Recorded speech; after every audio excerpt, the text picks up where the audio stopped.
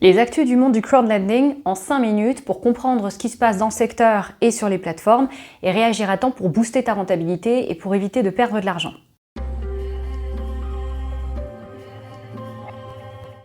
Alors si tu ne me connais pas déjà, moi c'est Emmanuel, j'investis en crowdlending depuis à peu près 5 ans et ça me rapporte jusqu'à 12% par an. Sur cette chaîne, on fait un peu le tour de tout ce qui touche à l'investissement en crowdlending et je te partage mon expérience pour investir intelligemment dans cette classe d'actifs et gagner de l'argent tous les mois. Si tu veux voir mon portefeuille actualisé régulièrement, je t'invite à t'inscrire en bas, il y a un lien dans la description. Je te montrerai ma stratégie concrètement et surtout comment toi tu peux l'adapter facilement à ton profil. D'ailleurs, je viens de publier mes résultats du 3e trimestre de cette année, donc si tu veux y accéder, maintenant tu sais quoi faire. Alors dans ce format de vidéo, j'ai souvent l'impression de rapporter surtout les mauvaises nouvelles, mais là pour le coup, il y en a, mais il y en a aussi des super sympas. Bref, je te laisse découvrir, c'est parti. Estate Guru impose des frais de gestion. Ouais cette nouvelle-là, je peux pas la zapper et non, elle est pas bonne. La plateforme d'investissement spécialisée dans l'immobilier Estate Guru a récemment annoncé l'introduction à venir d'une nouvelle mesure, nous priant, toi et moi investisseurs, de céder une partie de nos gains pour tout nouvel investissement dans un prêt à partir du 1er novembre de cette année. Cette mesure, Estate Guru la justifie comme étant nécessaire pour financer des améliorations de services telles que le resserrement récent de la politique de prêt et les nouvelles notations Moody's. En l'occurrence, il s'agit de frais de gestion d'actifs, lesquels s'appliquent déjà aux investisseurs institutionnels. Alors là tout de suite, sache que c'est un peu dur pour moi de rester neutre. Ces frais en question s'appliqueront sur une base mensuelle et s'élèveront à hauteur de 0,05% du solde du capital sur les prêts en cours, sur les intérêts que tu auras perçus au cours du mois concerné. Les prêts en défaut ne sont pas concernés, avec un plafond à 50 € par mois. Donc quand tu as un portefeuille à partir de 100 000 €. Alors on pourrait se dire que moins de 1% de frais comme ça paraît pas négligeable. Mais alors d'une part, faut encore voir si c'est amené à évoluer.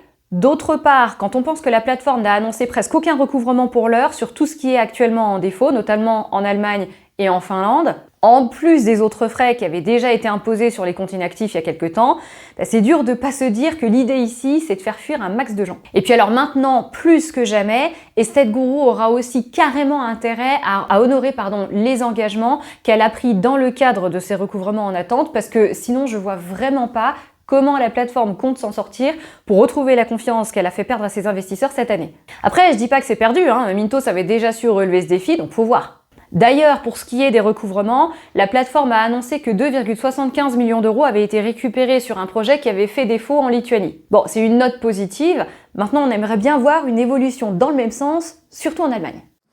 Mintos lance des obligations. Alors Mintos, qui pour rappel est la plus grosse place de marché européenne en crowdlending, a annoncé le lancement d'une nouvelle classe d'actifs sur sa plateforme. En l'occurrence, il s'agit de ce qu'elle appelle des fractional bonds. En français, je crois des obligations fractionnées. Alors tu peux y investir à partir de 50 € comme pour les notes en fait, sans frais, pas comme d'autres, avec des taux qui seront sans doute assez intéressants. La première obligation a été émise sur la plateforme par le prêteur Eleving Group, avec un taux à 13% et des paiements d'intérêt sur une base trimestrielle. Alors à savoir qu'il s'agit essentiellement d'obligations d'entreprise. Là c'est juste l'initiateur de prêt Eleving qui les propose. L'idée sera d'étendre à d'autres prêteurs et à différents secteurs. L'idée de Mintos ici, c'est de démocratiser un petit peu l'accès à l'investissement dans les obligations, parce que généralement le budget pour ça c'est plutôt à 5 chiffres. Maintenant la différence principale avec les notes que tu as déjà sur la plateforme, à part la fréquence des paiements des intérêts, c'est la durée sur laquelle tu vas t'engager si tu y investis. Là on n'est plus du tout sur du court terme, c'est plutôt à horizon 5 ans. Cela dit, il devrait y avoir quand même l'avantage de ne pas avoir de variation dans les taux d'intérêt. Tiens, je te laisse me dire en commentaire si tu comptes y placer des billes. Des actus plutôt positives chez Peerberry, qui annonce avoir remboursé 100% de ses prêts russes touchés par la guerre, ce qui représente un total d'un peu plus de 20 millions € sans afficher de perte pour les investisseurs. Alors comme on le sait déjà, les prêts ukrainiens du groupe Aventus, eux, sont presque tous remboursés. En l'occurrence, il reste encore des prêts à long terme en suspens qui représentent 980 000 €, soit un peu moins de 10% de ce qui était dû. Et en tout, si tu comptes l'autre groupe qui liste ses prêts sur la plateforme, GoFingo, on est à environ 15% restant à rembourser pour un montant total d'environ 5 millions €. Concernant les délais auxquels il faut s'attendre, la plateforme compte sur un remboursement intégral d'ici la fin de l'année prochaine. Autre news au passage, le groupe Aventus liste un nouvel initiateur de prêt sur la plateforme, celui-là au Sri Lanka, qui s'appelle Loan Plus, qui est spécialisé dans les prêts conso à court terme, avec des taux d'intérêt de 11,5%. Et puis comme toujours, la garantie de rachat pour aller avec. Mais bon, comme pour les autres annonces d'un nouveau prêteur sur cette plateforme, faudra sûrement pas t'attendre à voir un volume de prêt exploser. Je suis pas sûre que ça change des masses à court terme ou même à moyen terme.